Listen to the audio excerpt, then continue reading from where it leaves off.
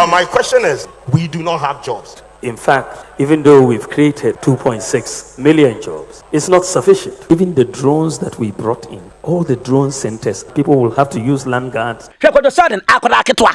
Ejina wanimu bisa a whole economic result. Just simple question. Now look at the way he was fumble. Dr. Alhaji Mahmood Bawumia mane nyana dwen se Ghana fo nyina na agimie. Na no obi the 4 cedi ene ye de pam no so we incompetent wa bon. And now they could do 17. Who per se mature, rational human being like me. Better say na me tum say who 17 ye che 4 cedi. Like how? Me brain and damage. But John Dramani Mahama economy say you know. Ani ase anya no no. Na cedi ne 4 cedi. And now $1 17 Ghana cedis. So how do you explain this to a wise man like me? How do you explain this to your grandma? Bawumia standard no form. And then what say ya levy ontwam. Alan Kwadwo Sheldon any Cheddar no can make difference. Abusua for yan sama mu nyina makwaba obuo ene die kwaso mene abusua pani kofi su adomi ena se hia yebebo nkomo hia se ya na eyo my Ghana 2024 general elections ena yeba bedwentwe ho na onim se Dr. Mahmood Bawumia wakwakohia mabunu na ensem bebre ene koso ewo promises bebre so ena o make your questions mabunu no ebusa no amanfo ka se ekoyie amanfo so se ankoyie quick one ebewura ho afen so no former president John Dramani Mahama any NDC ensem bebre any free ho enso so eba Alan Kwadwo Sheldon any movement ebesen raho na fe no ya adwuma kakra e de free ho na enema akoye quick one abusha boko de adomadom meme ho ye badama matamfu guso bre na nso e boko Dr. Mahmood Bawumia akwakohia emabunu wacheche nsem mu jobs a wo ma kreti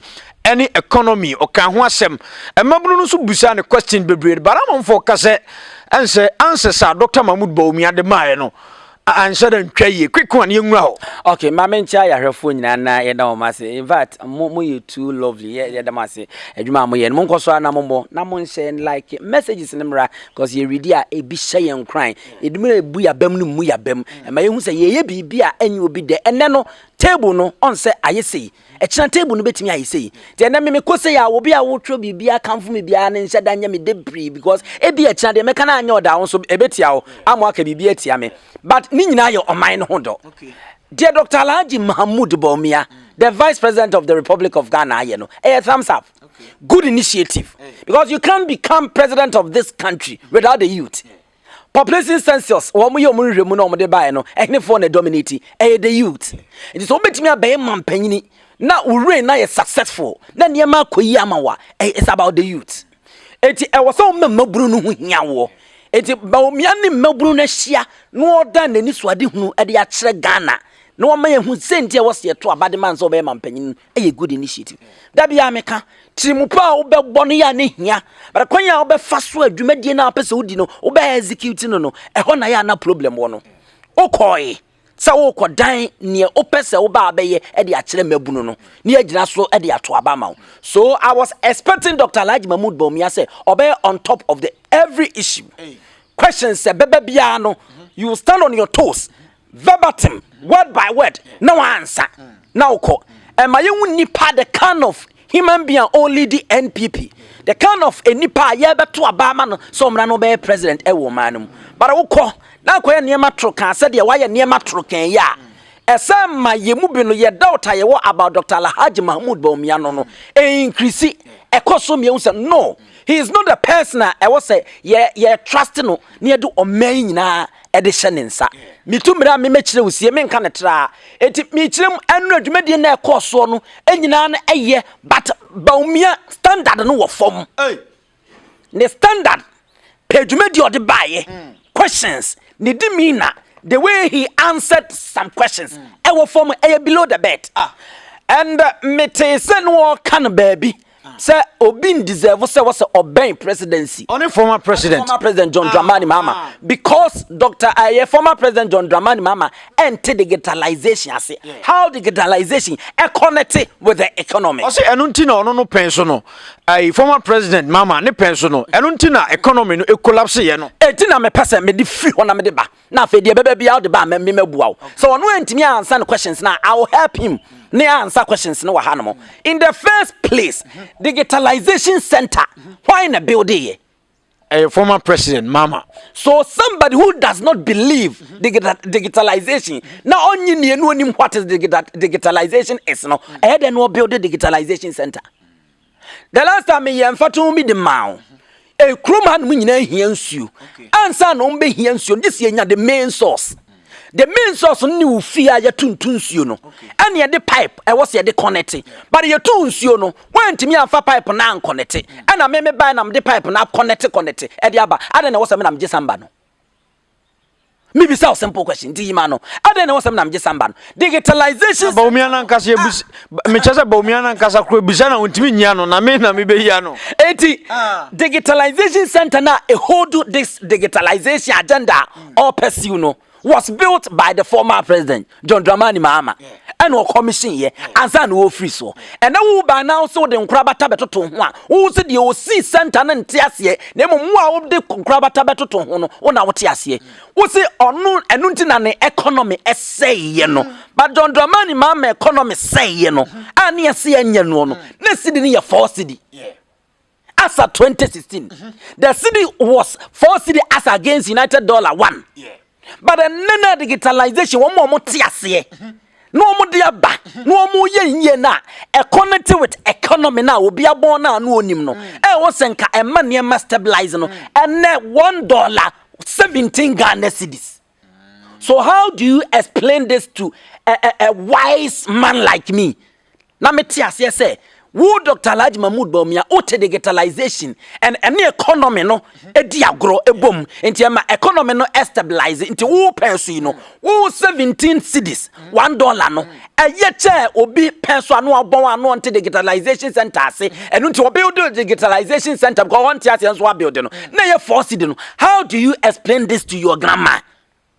Say na be chema che o nana. Say na be che sa de wem dia che nana. Say na nei nipa no me ba ye me na me digitalization ase. Me na metimi connect the pipe na tutu amen na Ghana obi anya nsuo ni bi no nom. But the osi ye no center no no ntiase. Enti ne person na man sikasem na nye. Enu nti na Royal Umbrella ye me favorite rice no na me to sa time na me to 35 cedis. As at 2016. And then you economy nenye ne cedi no eye 1 cedi as against 4 cedis as against $1. And then na me tias ye wonhwe me buy a Royal Umbrella na eye my favorite rice no and na 1.6 cedi no me tias ye no efridie no wabon na no wonim digitalization ase and so see digitalization center na 4 cedi no akodu 17 cedi at that time na 35 cedis na 35 and na eye 1.6 and na Royal Umbrella utiye ye na baby ukwa na dia ma 1.5 emo no se ni pere se mbo mbeka Royal Umbrella ne bo no wow. And how do you explain this? We be there no watchem na dia kire nana se na eko 4 no nye but 17 ne ye 4 no nte digitalization ase but 17 te digitalization ase. Sometimes I na make say MPP are their own enemies. MPP enemy to NPP. Hey. Cheddar Bawumia they are campaigning against the MPP. MPP are campaigning against MPP. Eastern Regional my friend say minister, chairman of NPP. Asema what ya babebum. Say Muslim for na ntimi anto aba ava ma Dr. Mahmoud Bawumia on campaigning ma Muslim ni bia biem in the future. But what say Bawumia campaign? So who call religion dia? And you know say Ghana population no 71.3% are Christians. 19.9% are Muslims. And you Christopher to my Christopher, na Muslim to my Muslim. Why again? You are destroying Bawumia campaign. No Bawumia na so ba no so best destroy no. Why are you enemy to your own self? Me do want me say, among some of us now say we will stand, we will be fair. Me neutral because me twaba. Me wo baby am toko but I will be fair no ya Tanzania adwani bi say ade na MPP wo mo ye enemy to their own political party MPP sa because ade na wo fight for no wo say campaign Christians ya 71 dia Christopher nyina say yenso be tro me Christo ni no obedi so why na elusu hwe digitalization ya say ma akwafa bayi ana me kire wi I am intini ma biase o MPP fo no eniema ma messing up no but still no be so mo ya defending defending so nye the more you try to defend the now will cause more damage. So don't defend it until na the last time me catch no say NPP onum touches na so mu use an me pamocho me pa mo chow Dr. Mahmoud Bawumia na dwen say ye nyina na agimi wo Ghana abushan say me say Dr. Alhaji Mahmoud Bawumia ma ne nyana dwen say Ghana fo nyina na agimi ye nyina enyimi ye nyina enyimi na me to Royal Umbrella na anu ya me ton 35 and na me ton 1.6 wo sim eye na me no me magia tum say ye na no obi the 4 cedi and ye de pam no so we incompetent wa bon and now they could do 17 who per se mature rational human being like me better say na me tum say who 17 ye che 4 cedi like how me brain and damage intact I'm telling you so we brain a damage you buy this ideas but if so we brain in damage na intact you will never buy this idea. How can you compare 4 cedi to 17 cedis? Compare and contrast. Let's see. The meaning. O trust ya obi en ho betiase. Broni ti obeka sa de Ghana for ma bodamana. O se mama deserve adeno mama deserve kra. Mama deserve and you are campaigning for the youth to vote for you. So wo se wo dream the youth no ho a. Unim ti na me say NPP their own enemy. And then unim say majority of the youth including pastors. Ya hu me company for wo mu ja betting center e twa bet. Meko no se meko atade no ogina no otwa nurse for won mu jalo tokie so won atwa loto enti se o pay youth no aba won che no mato abade ama no the best thing was about Bawumia se won te ya mema ne clue no enani a kire ya ontwa eye betting tax se ne ni abrese o pay youth na enani wo kire ya ontwa betting tax mu enani wo kire ya e-levy ontwam abaso kan o se betting tax no oba sa 11 no obetwa ni nyina ba wote se samia ukunso be kan se wo monye betting tax bia minimum wote so which is which Bawumia so oba obetwam samia ukuso yenye you see it make you say wo monye their own enemies and it's high time the executive the neck one more MPP party no some of these people at one more time no more put some sense into their skulls because as a one more destroy party no they don't know what they are doing and then when I'm me ba betting tax me twam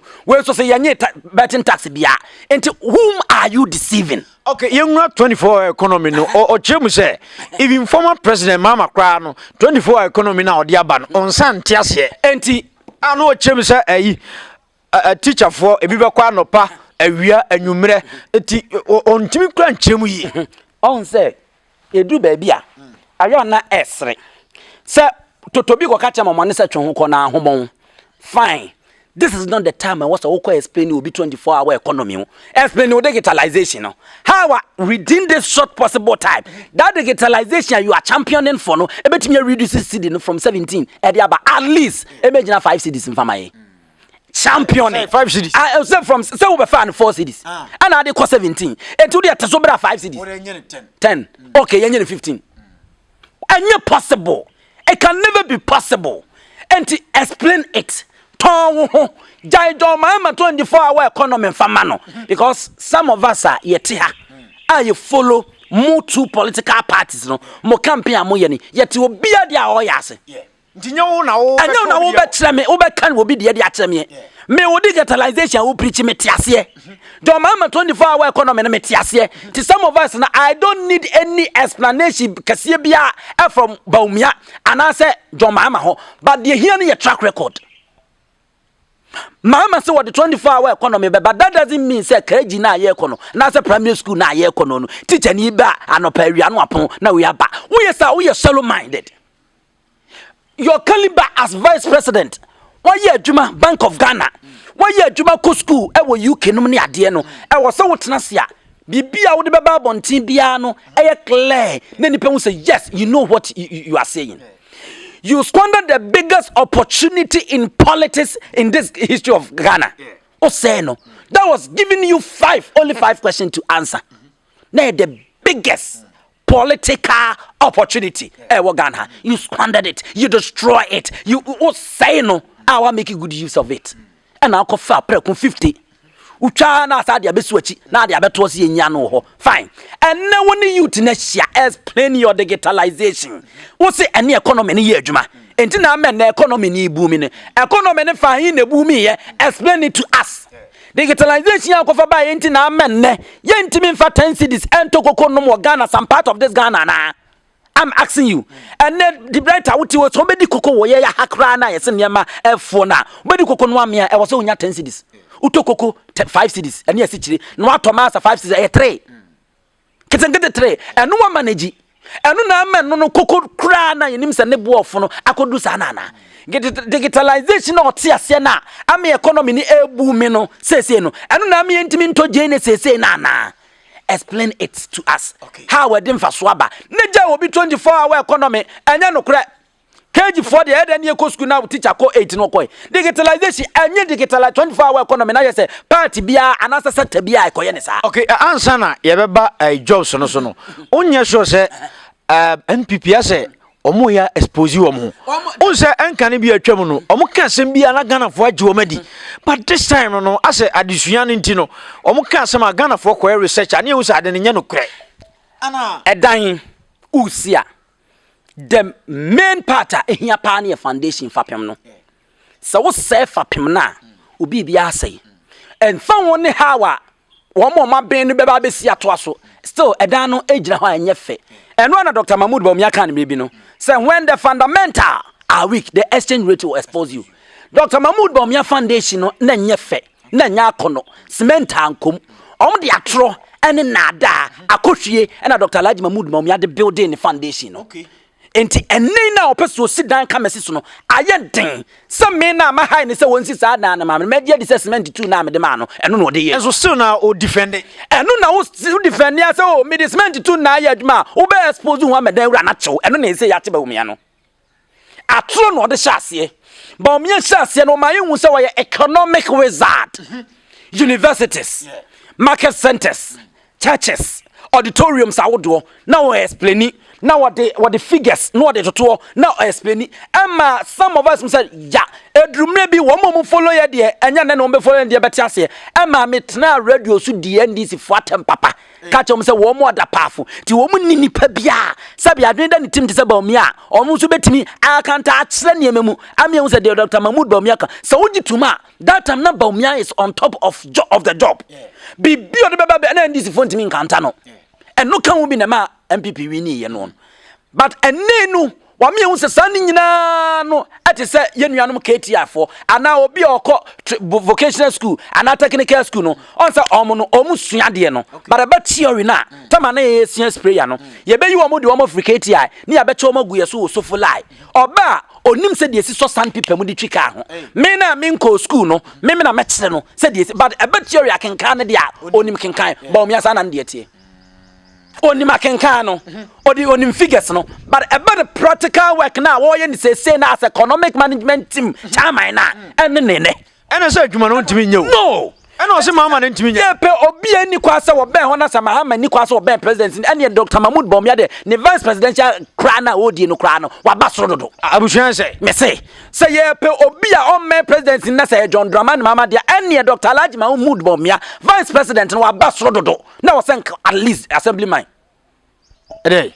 Oh, asma me canon say I wasn't at least assemblyman. So compare Mahama any Bawumia dia any na Bawumia na mum enya chance abasodo ya toto ne memo jeje because the history of this country no vice president and no Ghana na your true 40 said Dr. Alhaji Mahmoud Bawumia. Yanko adwuma also a create I woman created 2.6 million jobs e say mabunu obi anya adwuma ye obi ho to no ono kwa no nyame adom na so oba be create 4 million jobs because we 2.6 no kwa no COVID-19 ne Ukraine and Russia war and be say niema na e 2.6 but ono no ba without COVID no obey over 4 million jobs ama Ghana mabunu obi ani age we kura wate so on say so be kaya ebra omo ye was it lunch ana one lady be Aisha Sehwan ebe kan say this government are created 20 million jobs. Minim so be kaya 21 million jobs.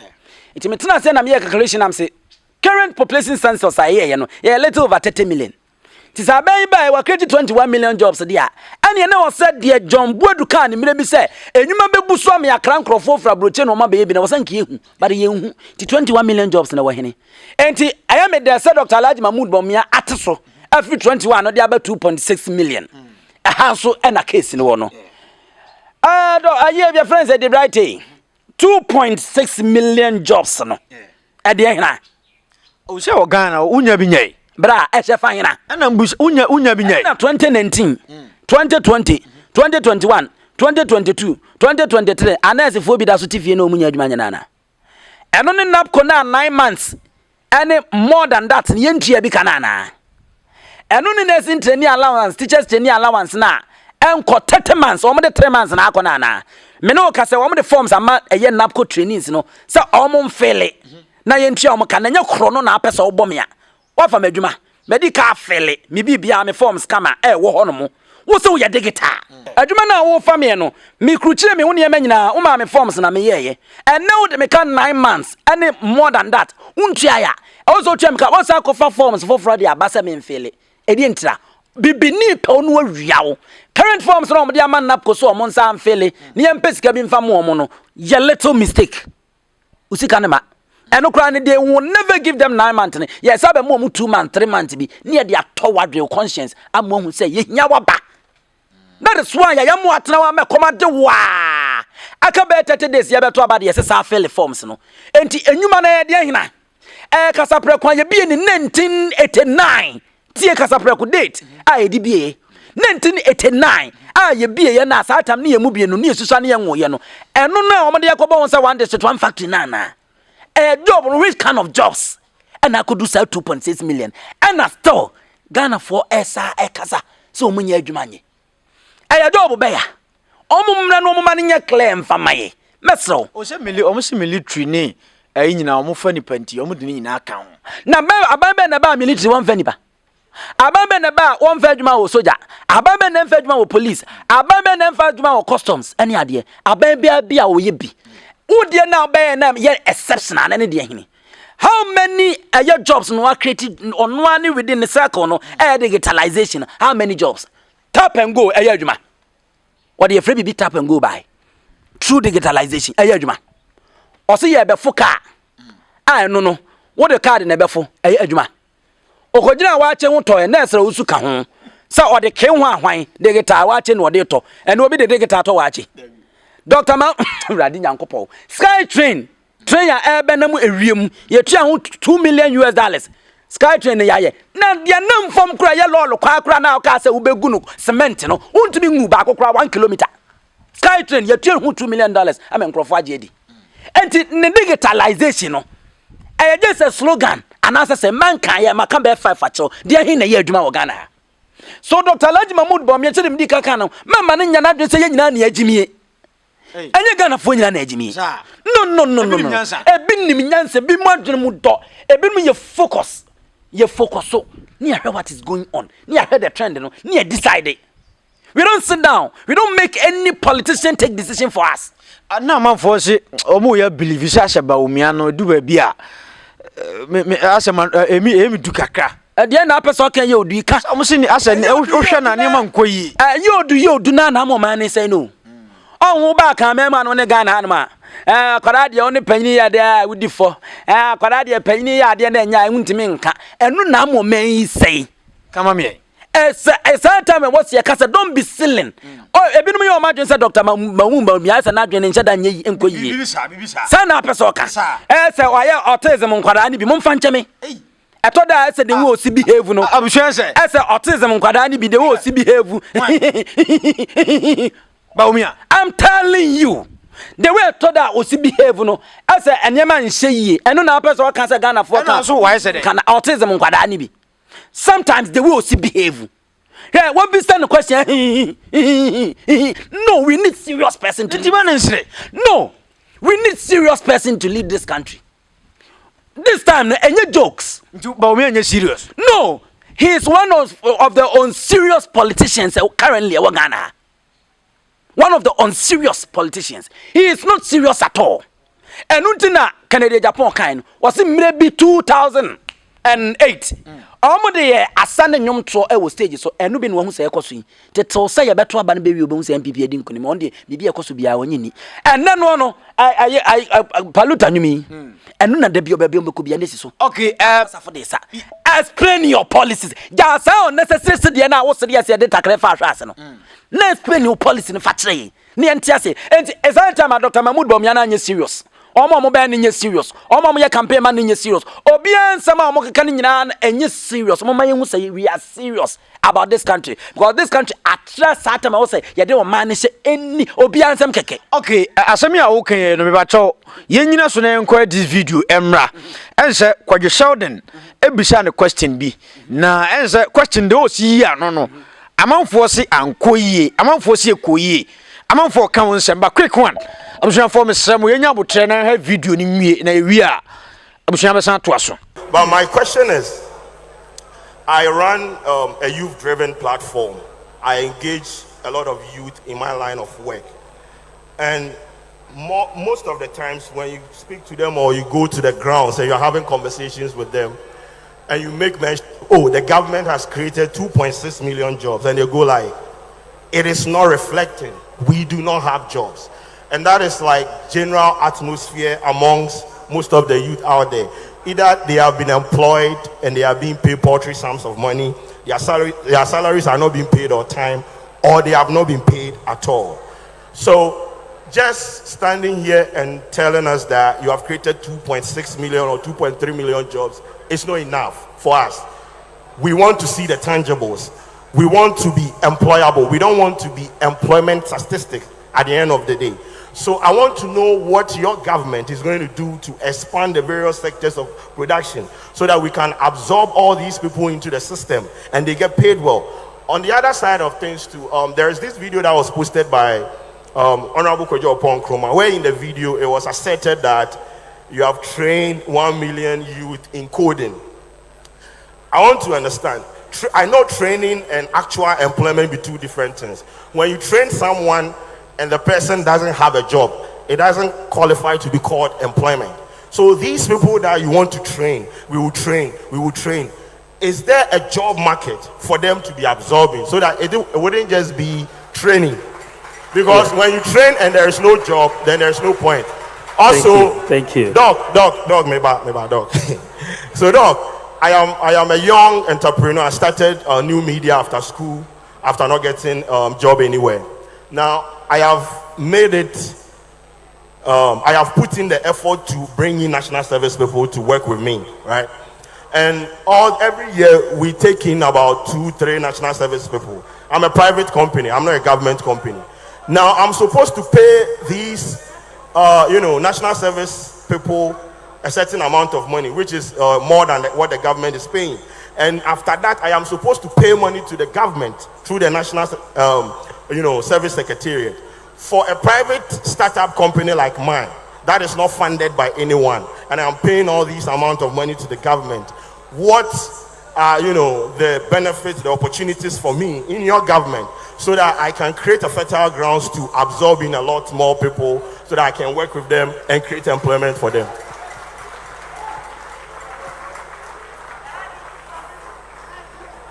Thank you very much, Kwadwo. I think there are about 3 questions, if I recall. You made the right point to start with. That says that we've created 2.6 million jobs. That for the people you talk to, they are not seeing it reflecting. And that's exactly the point I made. That in fact, even though we've created 2.6 million jobs, it's not sufficient. The demand for employment is very high, but you can just imagine that if you had not created this 2.6 million, the demand would have even been higher, right? So the fact is that it's true. We haven't done enough in that sense that you want to do more, and this is why I believe if you look at the program I'm putting forward, it's very, very key. The business side, you look at the tax reforms that we are proposing that will help stimulate the private sector. I'm talking about people who have issues with tax liabilities and are not able to hire people but if you give them an amnesty, all of a sudden there's a significant capital injection of sorts, so that they are able now to hire people and restart their businesses. But if they have to use their capital to pay GRA, all these tax liabilities, you have a big problem. So you look at those reforms, the move to the flat tax system, making our tax system very transparent. A lot of businesses, and I've talked to many, have so many challenges with the tax system. I believe that the Buy Ghana First policy, which I'm going to back up with law, is also a major avenue for job creation. Because at the moment, the default setting, given our Public Procurement Act, practically tends to go to import whatever you need to buy as government. Because the local firms are not able to be price competitive.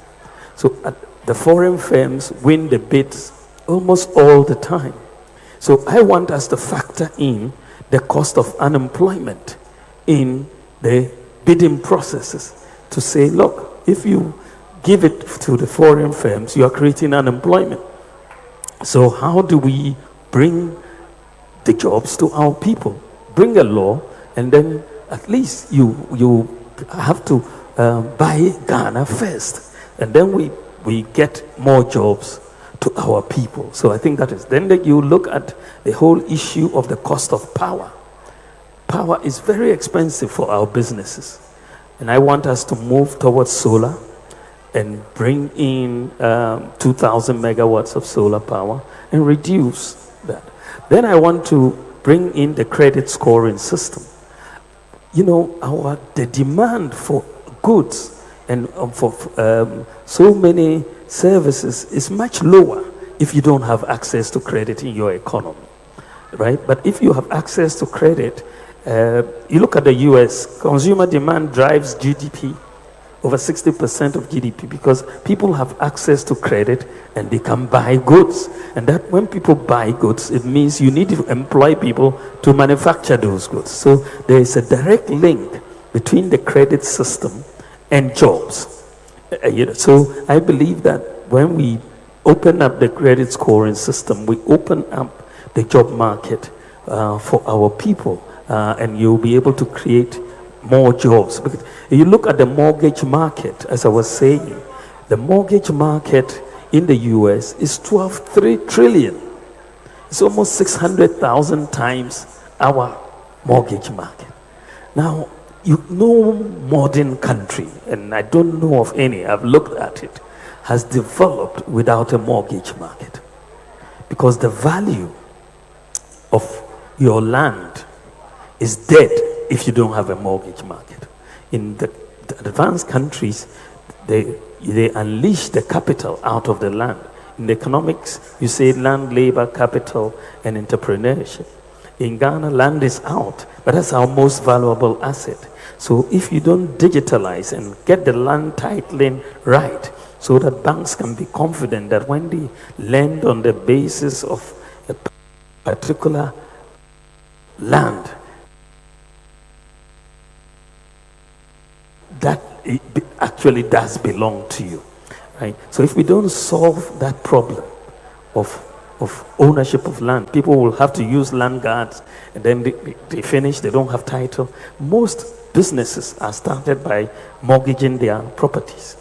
Most businesses out there. But here, the room to do that is foreclosed. It's completely foreclosed. So I want us to go back and tackle the fundamental problem. Deal with the issue of land titling and complete that process to allow. Then you can have a housing market develop. The housing market is the most important market in any economy. If the housing market goes down, the economy collapses, right? So if we don't tackle the housing market issue of mortgages, the land titling issue, we have a lot of dead capital stuck in the ground. A lot of people have houses. They live in them for 30 years, but they don't have title to the house. They don't have title. They could have mortgaged this house and gotten capital to start a business, but they don't have title, so they will not proceed. It will just be dead capital. When they die, the children will live there. They cannot do anything with it. Even selling it becomes a problem.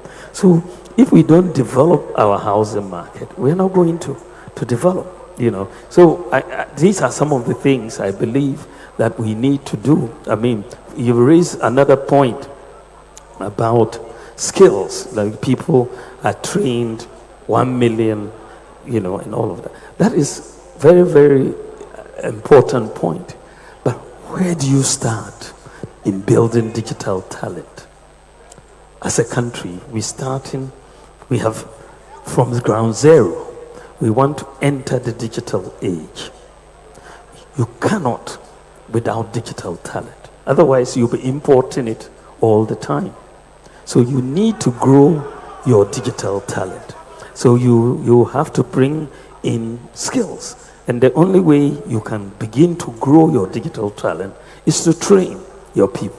And if you are training 1 million people, maybe not all the million will get jobs in Ghana, but you can sit in Ghana and do a lot of business process outsourcing abroad. You can work in the UK, US, right from here.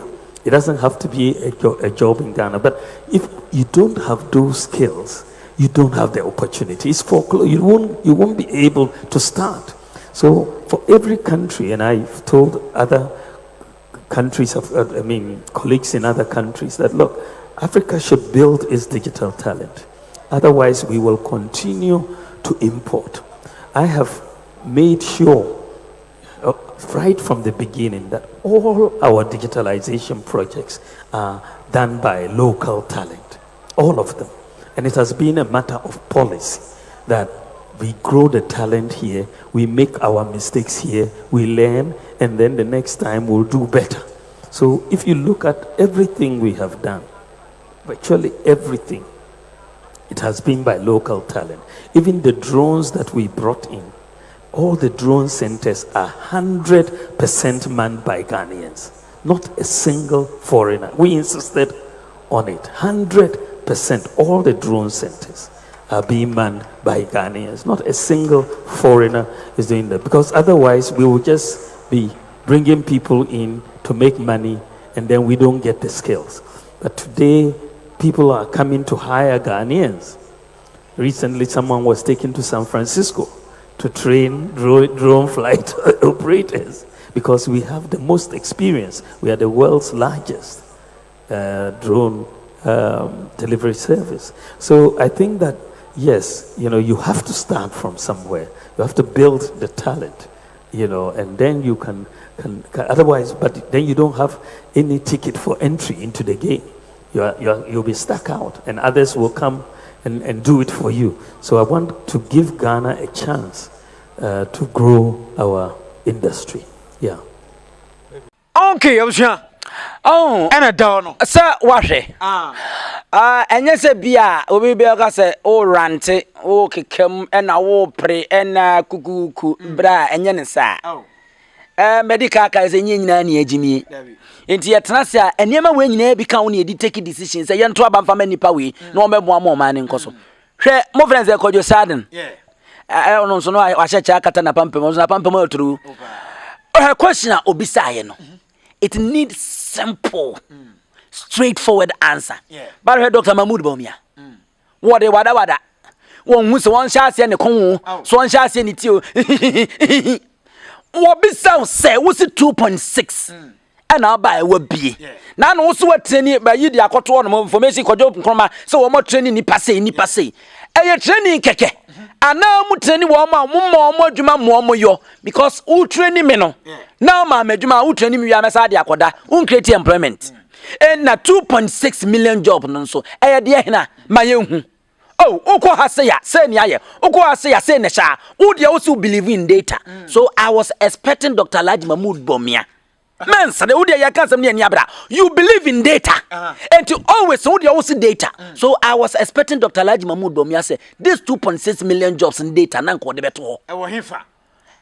I say hospital say, health say, agric say, we say, nanka the data na to. That's what in the name. Yeah, who read data and your data keko. Because maybe I can say be almost the normal control data. Data the me transfer my data the about bonting. Data no any panel here man one way. So why are the youth still complaining? Are we being ungrateful to this current government? And now say we are being truthful. Yeah, you will be a yanin so dia ben ye. Sir, jobs you are creating. Yanya bia ye near ye man still ye press a come day. Yanya dwan be din so ye come day. And now say Ghana for ye can cre say adwuma ni ho. Enti nya botre. O pe president di. Ja se die hunu no. A wo sese no stage no so. Okay. Na tre niemem. Fa data no to ho no. Na Ghana for hunu ye nte wase ne hu say this is the kind of person I was here to about. It is saying that Dr. Mahmoud Bawumia answer the question. And in Kamama and Tiashi no independent. No. Ono Bawumia na nkasa kura bebo no. And many na nkama stick it to Mahama so on in debate na. Sir. Because one real you go and expose yourself. Why am you no one central for share hu how was exposing no. And na when you to share hu how was exposing no. Man nkoye 3. O man nso haya. And koye make akra no man want to beto abama no mo madwen so nkosesa. Because unim say former president Mahama where communicator. Oh yeah. Communication expert. Yeah, pa. And you want to say what the atro betimi na ko amiti with stages. One hwe ya. Na utranye na de e was open na mem no koyi bo hono ma. Wasai wasem kra. And don't go there. And when your opportunity be says and come 5 questions na ko explaining. What slim identity na na do 17. Identity na obo be say 42 million every Bank of Ghana. Identity economy na ya basa. Nwanya boten what slim. Na Ghana phone say senti na Mahama suro no so mpeso ne ebe debate no. But wo de ye the opportunity ma no asase no. Hwe Kwadwo Sheldon akoda ketwa. Ejire wani mu bisa a whole economic result. Just simple question. Now look at the way he was fumbling. No fumble. Onim ne o chirem and adan ne sede and o stage so. But ye twam wo joke ho. We need serious person to rule this country. So when you serious Mama yentu abamfente o mo munye serious. No yentu abamfa mo munye serious. Simple. No medical na so. Yabre. The youth we are still suffering. Yentimi nto so ne yembresa. Enu ntina me hu yuta. Obresa me metia ya. No de na twene ama these politicians na ho ye mobbo. Uche owufo. Because unni adwene da utim. And you are not planning for your future. So you youth are planning for your future. Now you will never sold your conscience to these politicians. Any of them. Both MPP or NDC. And so more they do much you. Oh, me say, one they do much you, one they fight the man one more share or be or say or one vision. Or be protected the public purse. As someone another can you know be no repeat. Now I don't catch it so be protected the public purse. I will protect the public purse. And the person that pizza to do. Zip ni ho. And ye be a person and will be a school free mover. The same person running mate on penny form kind also will be protected the public purse. Oh, Patch say, I have my own vision. Let's just say, running mate and as a vice president Nankasan, I was yes a constitutional because I mean, vice presidential candidate at the brighter. What say, oh man, no more man so far almost for. It's a new way in the camera nechi. When quiet editing. Now so one of their own ideas was you to quality editing or the ideas in the at all. On from one man who would mean so or trust you be you a free honour. No be far. An ideas no better media quality editing. And you track quality video no what the no bar. Send pan will be do one as will be do abro. Okay, or Jamus or a problem solving leader. And to over solve Ghana your problem MIA. Otiasesa na fe no yenko alanso. So MIA tiasie. Say problem solving leader be no the neighbor from Bank of Ghana. See the na ya ta o ye hwenye yi. Enu ntina me de Dr. Alhaji Mahmoud Bawumia ba. Se wo meboae ne entoto esika sem yi no. O ma ye hu se wo the problem solver neighbor. And then media me to the Ghana for nyam na me chirim. Wa be solve Ghana see the na so on solve. Is he the problem solver as he is saying or he is not? Share the Debbie. Enti wo a wo hwe me no wo si ugina ye. Wo say a problem solver enu nie. You didn't buy basically for this economy. Wabe solve and now on solve Ghana for Nigeria. Alan Kwadwo Sheldon, young hoketua bi na ewie because by won kan wasem. Wa konkran akoye work. And say on so akọ puli crowd. And some be bring freche ba. Even MPP for no cry say dinner time still. Okay. Already oye na Central region. Already oye na Greater Accra na. Me hu nso ye dantemu. Sir. Crowd no. Perfect. Any pair call perfect.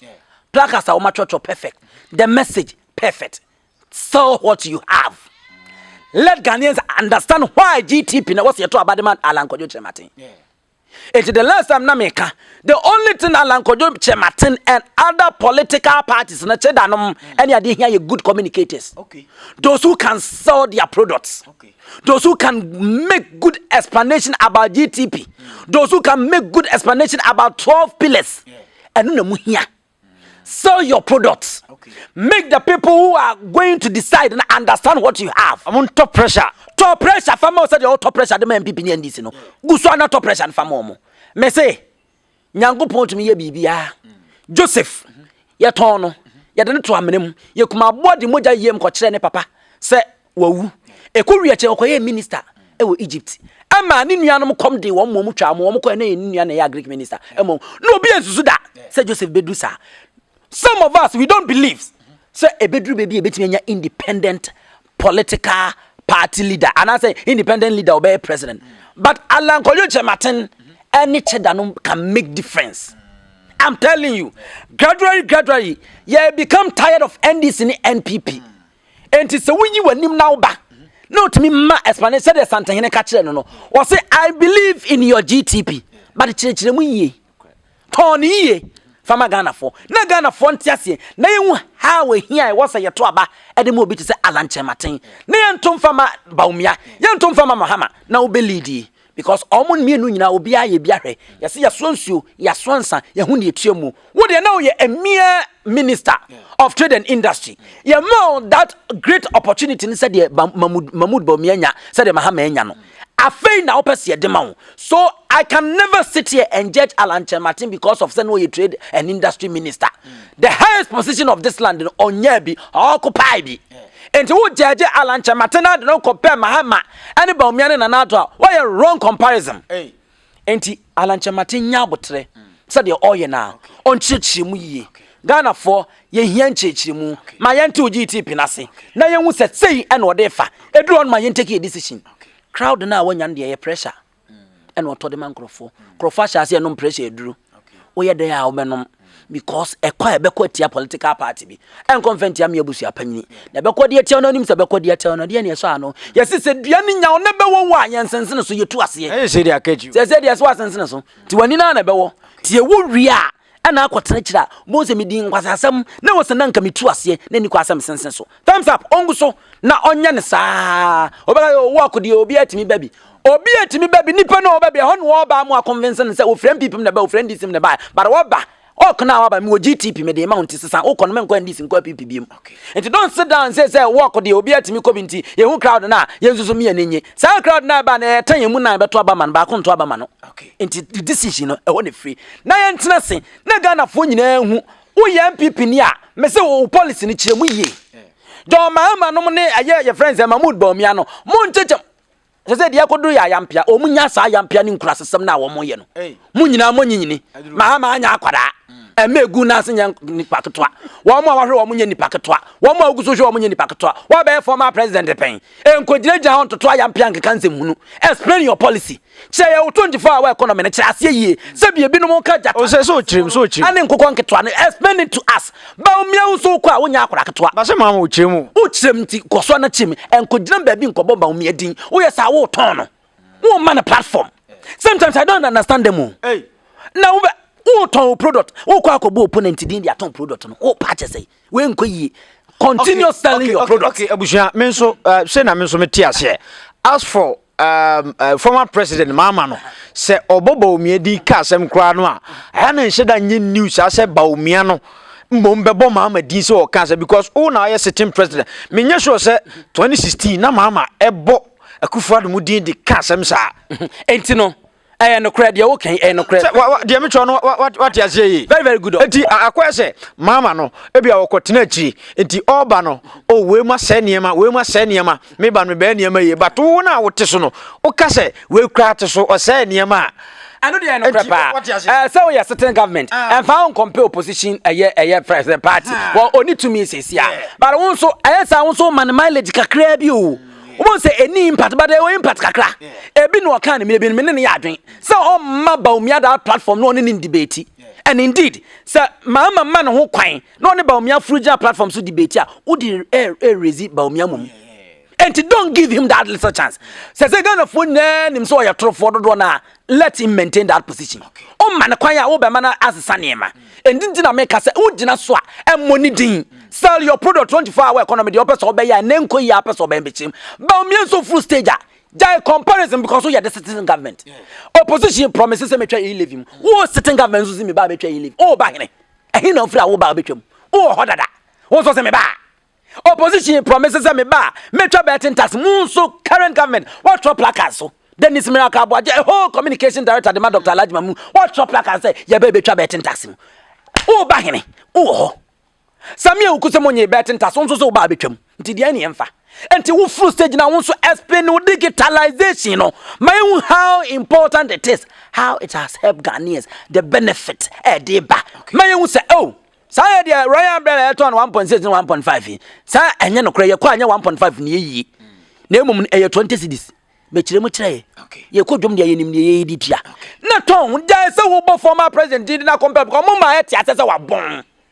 And Nayana Mintia said, and then I will competent, or don't compare incompetent. A best I also degree yourself. And to be selling the product. Cheddar Nema will form Kakra de Mammy. On Kanyane. Nema will form Kakra de Mampa. Cheddar, oh, you can people. And I make I be on follow. Oh, yeah, but I will form the mammy. Dear Nami Nimse Mehuno, Minion, or say, or no, a question or Uncle Jeffrey, Jumana, or no crap. Uncle Yoman can come ye pa. Well, it says, oh, more my serious now. MPP, NDC, Alan. Cheddar 4 ya za 13 no mugusu bebrebe no ye beboa mamako esa sa 4 ya ne hu so ma ye serious o mo ye Kofi Apolu hu ba bi o ye campaign de fa kwa don kokora na ekoyi ye nim se Roman father na beba wo mo make kan kra de unti obi adin bi okay eti obi a me na nimre na on sell product no aye se utan akodua no ayi nimrika ene ma bi koso ye mo abato komisa na baso ene printing na o printing no wa ma journalist kra kwan se ye nkɔ ne ye nkɔhwe bi na ye hu ebasa o ma ho kwan o me hu se enema na ekoso no enema ye fair enema ye ni nyina no na political parties ni mo ni ada ho especially NDC man mfa we na ada o se mabiem ama journalist ekɔ ba bia printing o mo so nkɔhwe bi ntin wo da ma wani na ho because wo a wo ye ho se wo ye mfifi mu bebrebe no wo kra na etimi wia wo ayese wo pese obi ye adwuma ma wo mesin na da bia wo tan me nkɔ blocks a wo twa mete wo kura no timi disment ni wo woni guze ni wo wiawo but wo a wo ye won say wo media ma nya wo no mo nya adwuma no o mo ya no mo so say bia wo gina ba bi hwe wo mo enti o mo mani na ho no mo hwe papers na ye print na e koso ene hihye ni nyina yi e ba sa bibia be ko enne mesrawo ye kan say ya wo hwe a eye wo de anko ya ma wa na eye wo ya e ko ye ma wa na ye wo de na auto messages akase de bo abaso e chena e pro ne sesa don't come and complain okay I'm sure for her brighter media. I'm sure I attend and can I cry for you now.